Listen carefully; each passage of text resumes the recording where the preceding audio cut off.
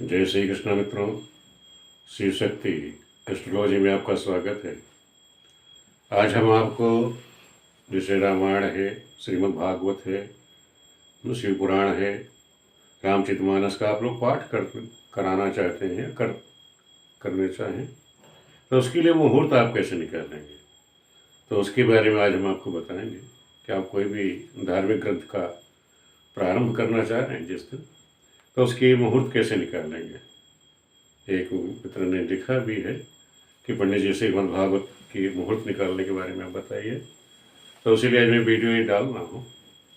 तो आप लोग अध्ययन करें कि मुहूर्त आप निकालेंगे कैसे।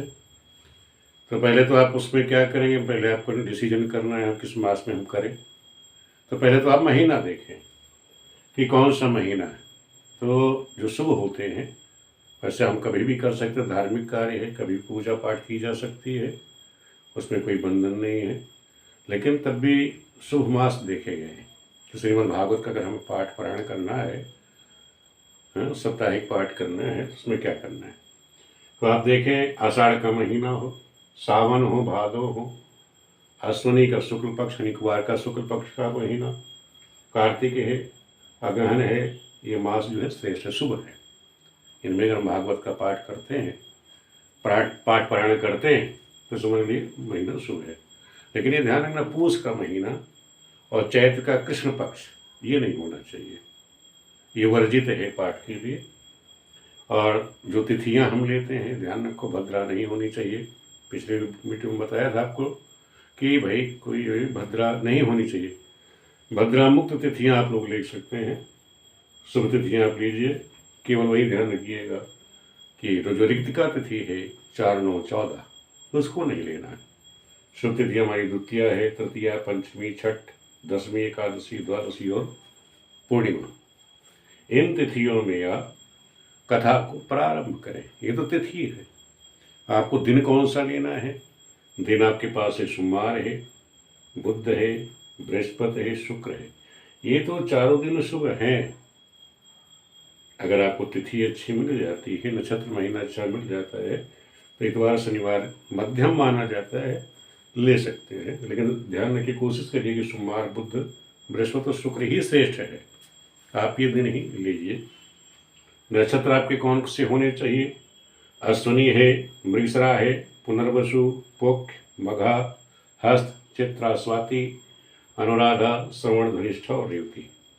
इन नक्षत्रों में आपका कार्य प्रारंभ होना चाहिए। जिस दिन आप कथा प्रारंभ कर रहे हैं, ये नक्षत्र होने चाहिए। तो ये शुभ कार्य, ये दिन हो गया, ये नक्षत्र हो गया, ये तिथि हो गई आपकी, ये मास हो गया। इसके बाद जो मेन चीज आपको देखनी है नक्षत्र के बाद, कि जो हम कथा प्रारंभ कर रहे हैं उस दिन का जो नक्षत्र है, नक्षत्र तो ये है, लेकिन ये जो नक्षत्र है आपके लिए शुभ कारक है भी नहीं है।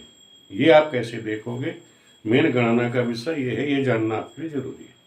तो आप क्या देखेंगे, बृहस्पति जिस नक्षत्र में शुरू हुआ वो नक्षत्र आप देख लेंगे कि बृहस्पति भाई गुरु राशि, यानी बृहस्पति जो है अपने जो भी नक्षत्र उस समय, जैसे समय मकर का बृहस्पति चल रहा है, तो ये देखें कि जिस दिन शुरू हुआ है मकर राशि में, उस दिन कौन सा नक्षत्र था, वो आप देखेंगे कि बृहस्पति मकर नक्षत्र में कब शुरू हुआ है। तो अगर मकर नक्षत्र में चल रहा है, इसका मतलब समझ लो कि उत्तराखांड हो गया, श्रवण होगा, तो वहां से इसका प्रारंभ हुआ है। उस नक्षत्र से जिस दिन आप करने जा रहे हैं कथा, जिस दिन कथा करेंगे उस दिन का जो नक्षत्र है वहां तक आप गिनेंगे। गिनने के बाद समझ गए ना कि बृहस्पति का नक्षत्र, जिस दिन बृहस्पति प्रारंभ हुआ है उस दिन कौन सा नक्षत्र था, और जिस दिन आप करने जा रहे हैं पाठ उस दिन कौन सा नक्षत्र है, वहां तक आप गिनेंगे। वहां तक गिनिए। अगर गिनने पे 4 आ जाए तो समझ लो धन का लाभ मिलेगा। उसके बाद के 4 नक्षत्र हैं तो लाभ है। अब उसके 12, 4, 4, 8, 12 नक्षत्र, उस नक्षत्र से, आपके नक्षत्र से, और ये बृहस्पति के नक्षत्र से, आपका नक्षत्र अगर 12वां है तो सिद्धि हो गई, और 4, 16 हो गया। ये 16, ये ध्यान रखो कि आपके जन्म नक्षत्र से ये गुरु का जो नक्षत्र है, ये शुरुआत की, ये जो 4, 4, 8, 4, 16, ये 16 नक्षत्र जो है शुभ कारक हैं।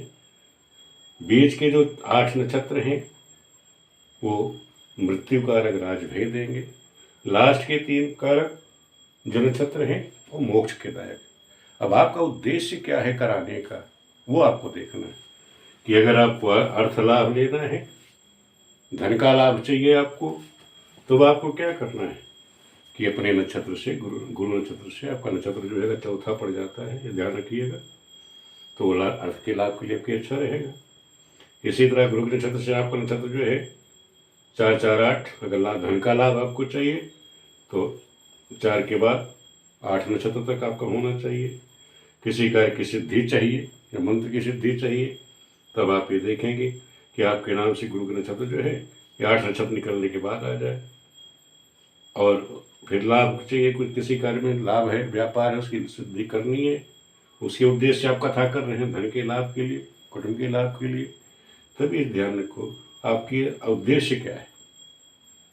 किसी को मोक्ष है, कष्ट है, उसके निवारण के लिए कर रहे हैं, तब भी ये देख लीजिए कि 4 4 8 16 से लेके 20 नक्षत्र के बीच में है, मोक्ष के लिए, कष्ट से निवृत्ति के लिए हो जाएगा।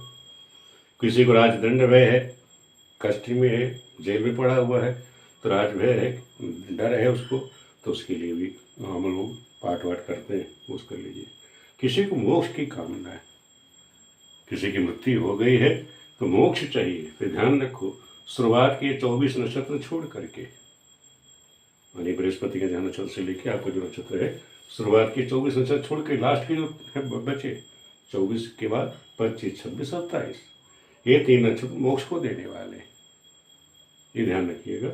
और क्या है कि और मोक्ष के लिए क्या है दूसरा भी, जैसे पिता के मोक्ष के लिए कर रहे हैं, किसी के पितरों के मोक्ष के लिए आप कर रहे हैं, तो तिथि आपका कौन सी ले सकते हो, मृत्यु वाली तिथि हो उनकी, श्राद्ध के दिन चल रहे हो, अगहन शुक्ल पक्ष 1400 या अमावस्या, अगर हम पितरों के लिए अपने कर रहे हैं, ये ध्यान रखिए, अगर हम पितरों की मुक्ति के लिए भागवत की कथा का आरंभ कर रहे हैं, तो आप मृत्यु की तिथि, श्राद्ध के दिन, माघ से शुक्ल पक्ष 14 और अमावस्या में कथा प्रारंभ करेंगे, इससे अपने तुम्हारे पितरों की मुक्ति हो जाएगी।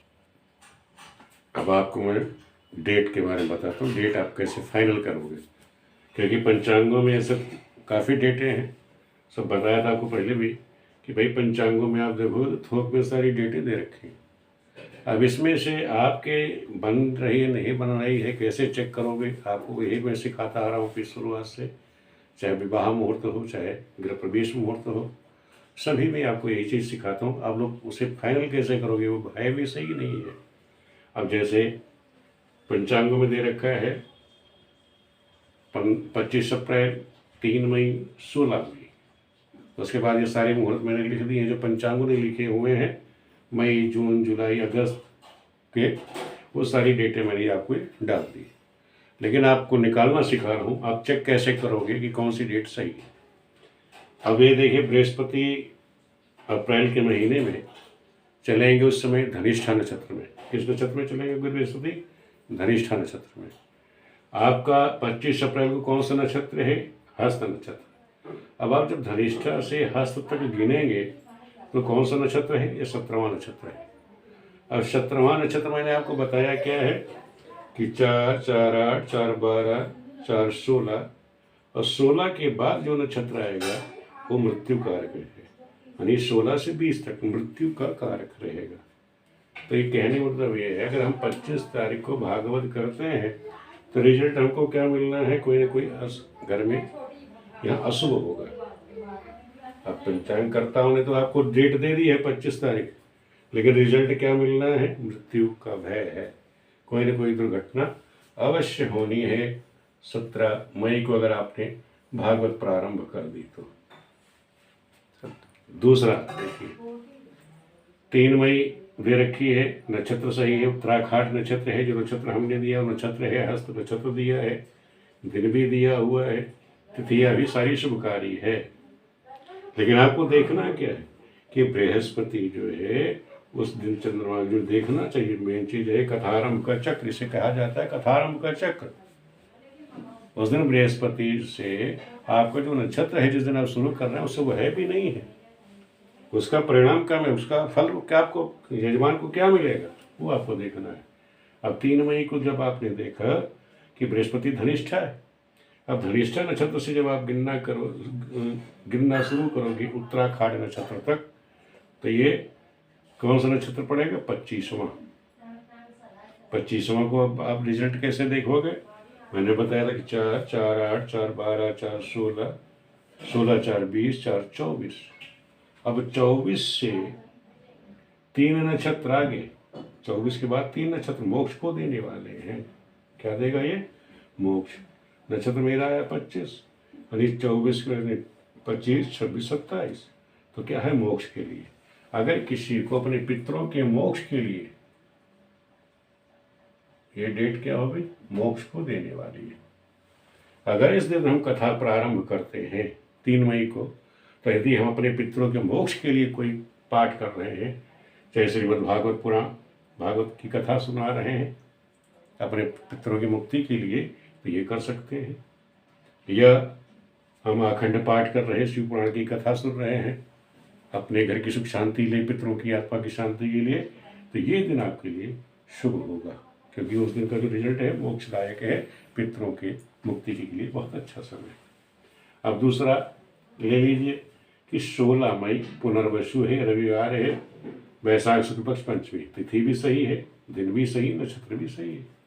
अब हमको देखना है बृहस्पति के नक्षत्र से जो नक्षत्र है जिस दिन, वो सही भी है कि नहीं है।